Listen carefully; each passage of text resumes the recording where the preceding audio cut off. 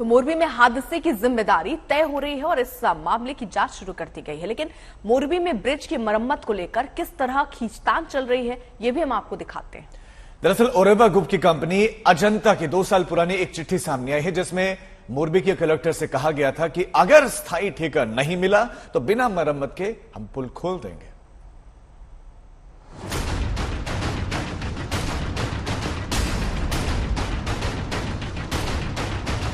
मोरबी पुल हादसे में बड़ा खुलासा। ओरेवा कंपनी ने लिखी थी डीएम को चिट्ठी। चिट्ठी में पूरी मरम्मत के बगैर पुल खोलने की बात। स्थायी ठेका चाहती थी ओरेवा कंपनी।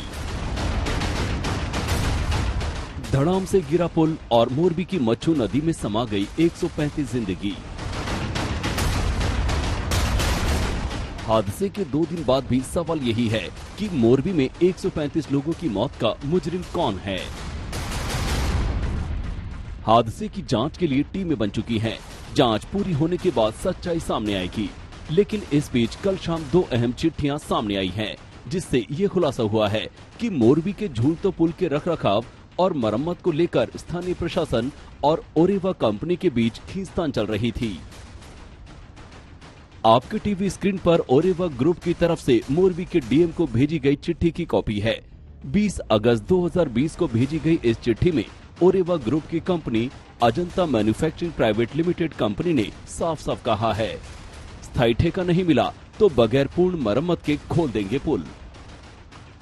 अजंता कंपनी की तरफ से ये चिट्ठी 29 जनवरी 2020 को मोरबी कलेक्टर और कंपनी के प्रतिनिधियों के बीच हुई बातचीत के बाद भेजी गई थी। इस मीटिंग के बाद कंपनी की तरफ से कलेक्टर को 2 चिट्ठियां भेजी गई थी। चिट्ठी में कंपनी ने कहा था कि कंपनी मोरबी के सस्पेंशन ब्रिज का स्थायी ठेका चाहती है। स्थायी ठेका मिले बगैर कंपनी समुचित तरीके से ब्रिज की मरम्मत का काम नहीं कर पाएगी। स्थायी ठेके के बगैर मरम्मत का सिर्फ अस्थायी काम हो पाएगा। चिट्ठी में कंपनी की तरफ से साफ साफ कहा गया है कि चूंकि स्थायी ठेका नहीं मिला है, इसलिए ब्रिज की मरम्मत के लिए वो किसी सामान का ऑर्डर नहीं कर रही। यही नहीं, कंपनी ने यहां तक कह दिया कि पूरी तरह मरम्मत किए बगैर झूलतो ब्रिज को खोल दिया जाएगा। चिट्ठी में लिखा गया है, हम सिर्फ अस्थायी मरम्मत करके सस्पेंशन ब्रिज खोल रहे हैं। हमें उम्मीद और यकीन है कि आपकी तरफ से इस मसले को तुरंत हल किया जाएगा।